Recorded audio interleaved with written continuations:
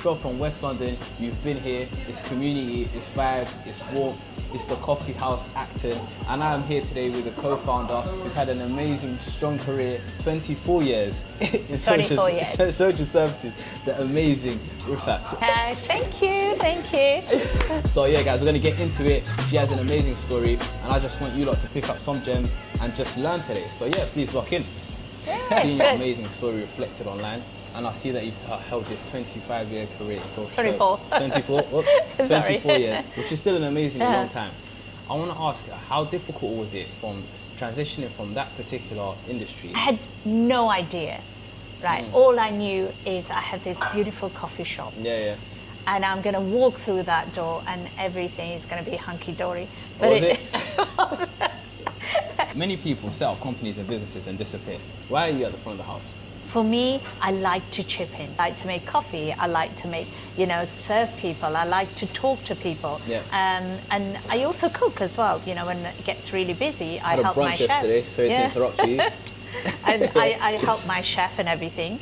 And I think for me is the enjoyment I get. I need to be here. I like to be here. I mean, my staff will always say, no, we'll do this, we'll do that. Yeah. But I like to be part of you. Yeah, this is part of me. Yeah, so part of real relationships. And you have to turn up to those relationships every single day. Yeah. And you also enjoyed it. I enjoy it, absolutely. Yeah. What kept you moving on the days nothing moved? Family. Yes, my family. Again, my family are the most important thing in my life. They really give me a lot of encouragement. My sister and my brother-in-law, I absolutely love them because they literally are very, very, very supportive of me. Very. Sometimes if I'm a bit down or something, and they'll pull me up. And they'll say, come on, that's not you, come on, okay, we all have our days, but it's important that somebody's caring for you and they are there, they're supporting you, they won't let you fall, and that's my something family. Powerful. Once again, very, very powerful.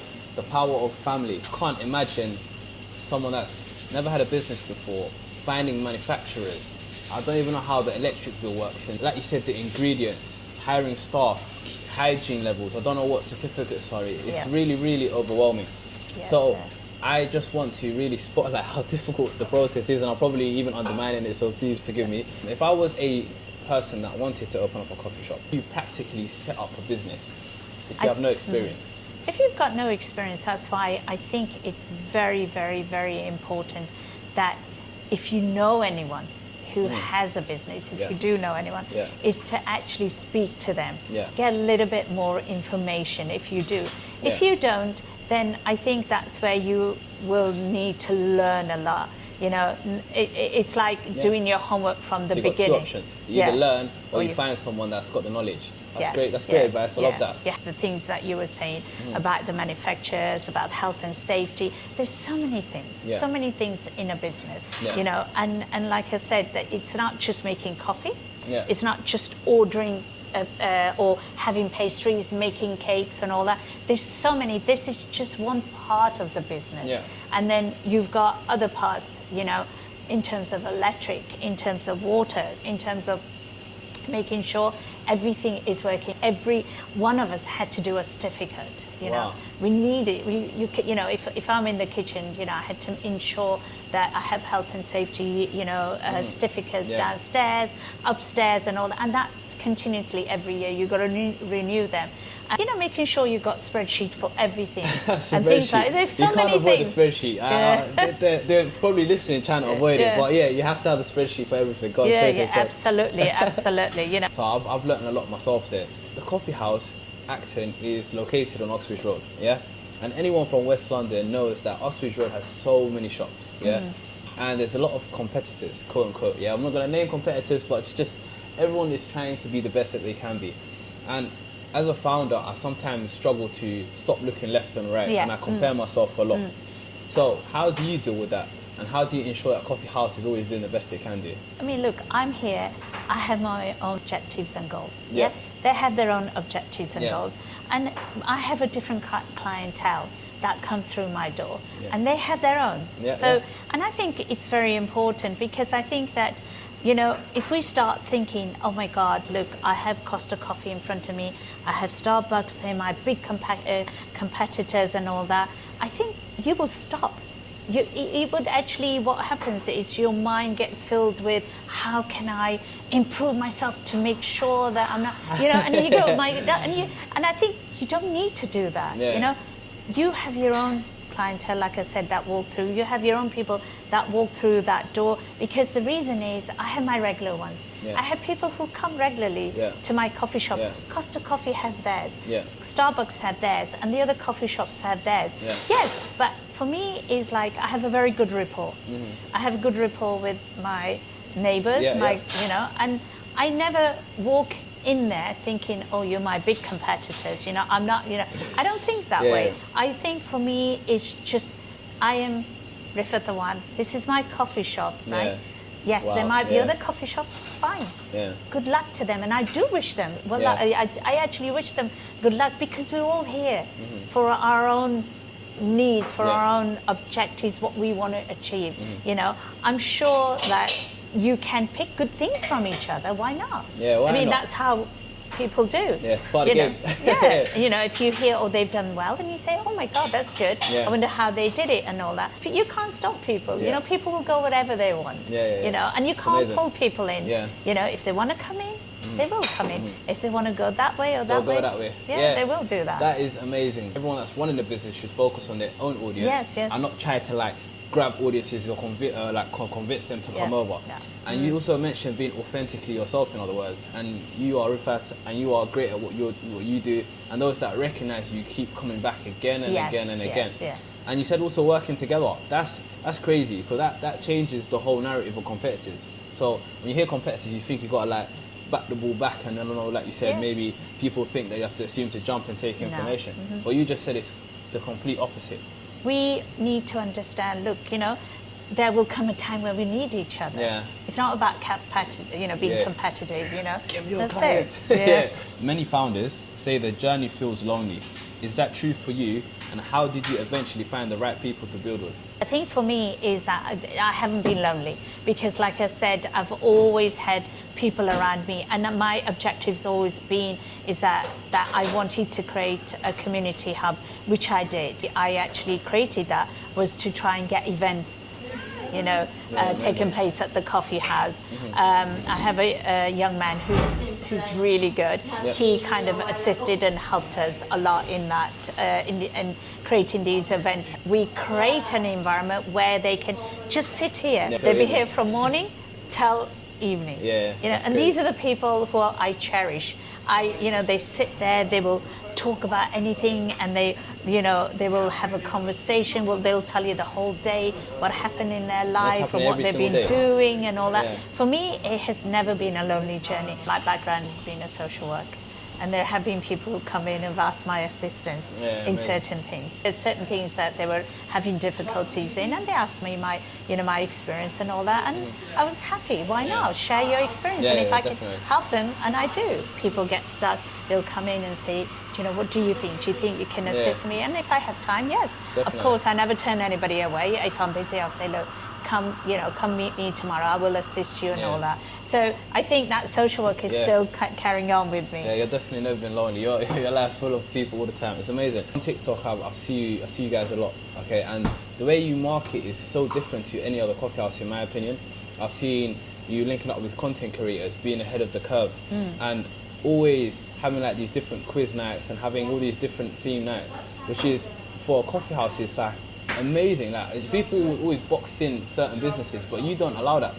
On social media, you let anyone come to your shop. You reach so many people. You don't just put a poster up. So how do you utilize that tool, and when did it first come around, the use of social media? It started when my eldest son did our first Instagram. It actually went viral. In order to be a little bit more successful out there, to let people know that you're existing, that you have to go on social media. And I think we realized that that was something missing. So my youngest son, who's who loves TikTok. He's an influencer. He got involved and he was bringing ideas, and we've got a marketing person, and then we've got another Eddie who's obviously, he's amazing. Yeah. He obviously got involved, was interested in, you know, in terms of came up to me and asked me whether he, and I thought, why not, you know. And we got the right people. Yeah. At the right time, but it might be a bit. It was but a bit. I don't think it's luck. I think, in my opinion, it just looks like a stroke of genius. Yeah. Adi, I see the content online. I see the impact of like the turnouts on a Friday night. For the quiz nights absolutely. It's for founders, people that are really early in their stage that have like tight budgets and feel like they wanted to reach the world or shout about their brand. Would you advise them to use social media? Oh, absolutely.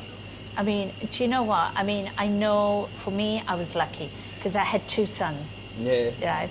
And I had 2 sons who were already very much into that. It was just luck of genius. Sure. I know you're talking about people who haven't got the financial means. It's very important that you need to get a social media platform. Medium, you have to. Yeah. You have to. Because I think nowadays, this is what it is now. You know, there's artificial intelligence and social media and things like that. This is that's what it is. You know, for people like myself, I'm a school old person. You know, I never knew much about it because when I was working, I didn't hardly think about social media or it's going to assist me, it's going to help me. But I think it's very important that you need to tap in if you can. I've never been on TikTok. It was my young son who said to me, Mum, I want to do videos with you. And I never said to him, no, I don't want to do it. I said, okay, let's do it. And obviously, you know, son and a mother or certain things. So it's a beautiful combination there.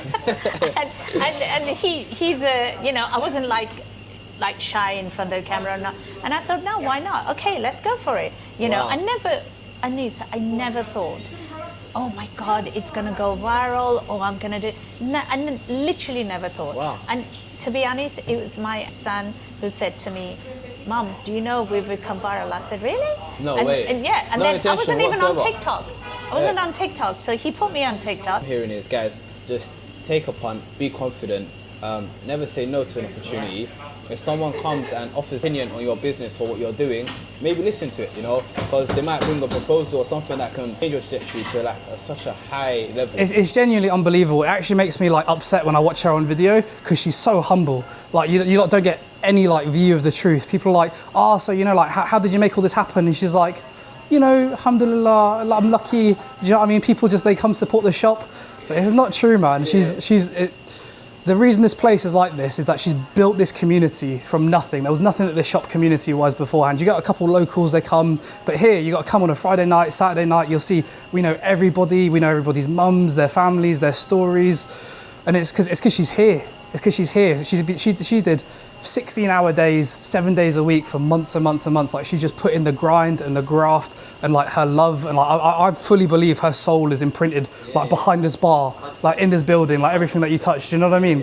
Literally, when she's not in the building for like 3-4 days in a row, it like loses some of its shine, loses some of its sparkle. People can tell. Amazing, and you know, Rifat's background being like a social service. Yeah. Do you think that comes through into what she does here at Coffee House? Yeah, 100%, man. This is barely a coffee house. It's like a community hub. It's like a community centre, and it's all Auntie Rifat, a West London legend. It's like an undiscovered gem, like as yet. Then you walk through that door, even you yesterday or whenever it was the first time, and then you find it. You find that unwavering support. Like she does. To be honest, like we don't know each other from Adam yet. We just met today, but you still got that love, you know, in here and that support and that family. Yeah, I think she deserves like an MBE or like an OBE. Like the amount of people. This is literally almost like a care hub that she's taken under her wing. People who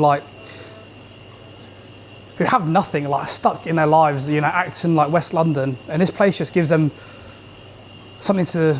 This place gives them some momentum. You know, the amount of people that I know, people who worked here, even customers who've met here, got married. We've got kids from this place. You know what I mean? Like walking around, like multiple relationships. It's just, yeah, it's unbelievable. How's the experience been here at the Coffee House? Oh, it's literally life-changing. You know, I've been lucky, alhamdulillah, I've worked a lot of places, but literally nowhere ever like this before. It's the most tight-knit community, family-run business thing I've ever experienced, and it's literally been life-changing. Oh, amazing. So my platform is for early founders. Yeah. You want to be a founder? Yeah, obviously, man, we're always thinking about it. You know what I mean? Like, it's good experience and stuff out here. Yeah. Particularly you want to make happen, or you're happy to share? Yeah. I mean, obviously, you know, there's one other guy who works here. We're like brothers now. Do you know what I mean? We've been working here for years. We've always talked about like our own coffee shop. Do you know what I mean? Yeah. Some hospitality or somewhere. Oh, yeah, step 1, step 2. Yeah. Honestly, got to be far from here though. Far from here. Yeah. West London. Yeah. We can't be competing with Auntie. Do you know what I mean? Amazing. And that's reframed coffee house accent. That has been amazing. I feel like that was a very deep conversation. I feel like we picked up your journey. We also had amazing gems dropped. We've also had family and being kind. It's a strong message that's not being said enough, and the power of community. And I've felt the warmth definitely here today in Coffee House. And I also want to say thank you to Reframed as well. You're welcome anytime.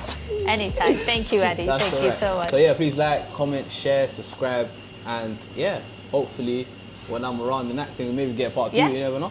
Definitely.